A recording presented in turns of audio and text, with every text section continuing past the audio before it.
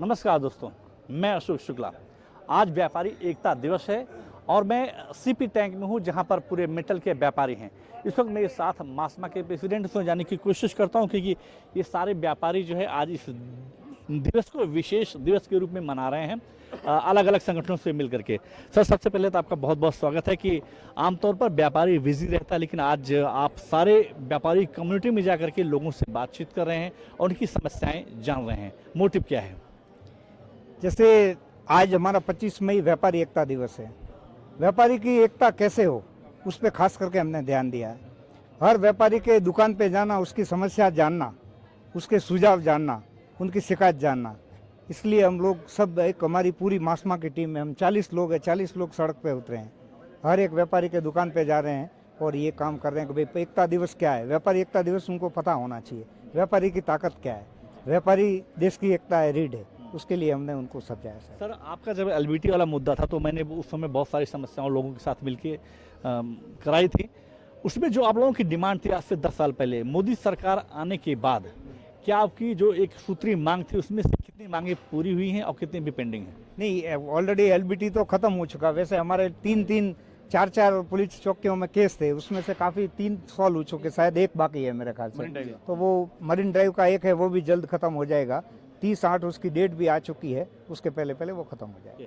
पृथ्वी जी, आप यंग जो है डायनेमिक है और मैं देखा कि आप बहुत अच्छा काम किए इस एसोसिएशन के लिए।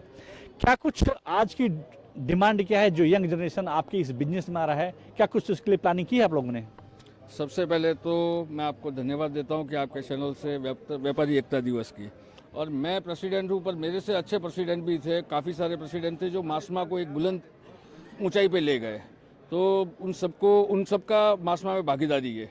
और सबसे बड़ी चीज़ है कि जो आप बता रहे हैं कि मासमा का व्यापारी सदैव हमेशा अपने हाथों से टैक्स भी देता है और लोगों के लिए सेवाभावी है। तो हम तो सरकार से एक ही अपील करते हैं कि जो भी आगे रणनीति होए उसके हिसाब से मासमा के व्यापारियों को, फार्म के व्यापारियों को, सबको एकता पे लाके उसके हिसाब से जो टैक्स के नए रूल्स वगैरह बनाते हैं उसमें उनकी भागीदारी होनी चाहिए, जिससे मासमा के व्यापारी को जो काफ़ी सारी उलझनें वो सॉल्व हो जाती है। क्योंकि पहले जो वेट के मुद्दे थे वही उन्होंने जीएसटी में रखा है, तो उसी में कुछ उनको जीएसटी के बारे में चेंज करना चाहिए। व्यापारियों के साथ मिलकर अगर नई प्रणाली के साथ में टैक्स बनाएंगे तो व्यापारी भी खुश रहेगा और आने वाला समय भारत के भविष्य के लिए बहुत उज्जवल रहेगा। सर, आपने अलग अलग एसोसिएशन के साथ बहुत सारी लड़ाई मैंने देखा है, मरीन लाइन्स पर जो आपने रोड शो किया था। क्या कुछ अभी तो चुनाव, अभी सरकार जो है तीसरी टर्म में आने वाली है और बजट इसके आगे आएगा, आप लोगों को कोई प्रलंबित मांग रह गई है?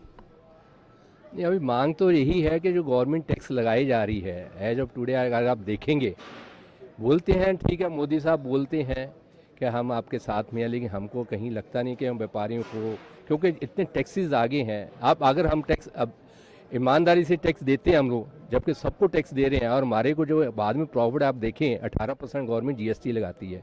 हम व्यापारी लोग 2% के ऊपर भी धंधा नहीं करते हैं। व्यापारी जो है गवर्नमेंट के लिए एक विदाउट पे वाला एम्प्लॉई है, क्योंकि हमको टीडीएस काटना है, टैक्स काटना है और उसको भरना भी है। अगर हम नहीं भरते तो हमको पेनल्टी है, पैसा काटना। ये हम कराते हैं। गवर्नमेंट को ऐसी सुविधाएं देनी चाहिए जिससे व्यापारी को आसान हो काम करने में और उसको आगे मुश्किल नहीं आए। ये हमारी डिमांड है गवर्नमेंट। जो उनकी सुनेगा वो उनकी सुनेंगे। पृथ्वी जी, आप कह रहे थे कि जो हमारी सुनेगा हम उसकी सुनेंगे। लोकसभा चुनाव इस समय चल रहा है, लोकसभा चुनाव का लास्ट चरण चल रहा है, पर अब आने वाले दिनों में विधानसभा चालू होने वाला है। तो विधानसभा में हम तो महाराष्ट्र शासन से और सरकार से एक ही गुजारिश करते हैं, जो हमारी सुनेगा हम उसकी सुनेंगे, जो हमारे हितों के लिए लड़ाई लड़ेगा हम उसके हित के लिए खड़े रहेंगे। पर ये एक मासमा नहीं, पूरे व्यापारियों का एक आह्वान है कि अब व्यापारी भी परेशान हो चुका है टैक्स भरते भरते। आजकल जो नए कायदे आते हैं उसमें व्यापारी ही फंसता है, बाकी जो चोरी करने वाला वो तो साफ निकल जाता है। तो कहने का मतलब आने वाले दिनों में हम तो एक ही सरकार से आह्वान करते हैं, जो भी पार्टी व्यापारियों की सुनेगी व्यापारी उसको चुन के लाएंगे। पृथ्वी जी, इनका साफ कहना है कि जो इनकी सुनेगा वो उनकी सुनेंगे।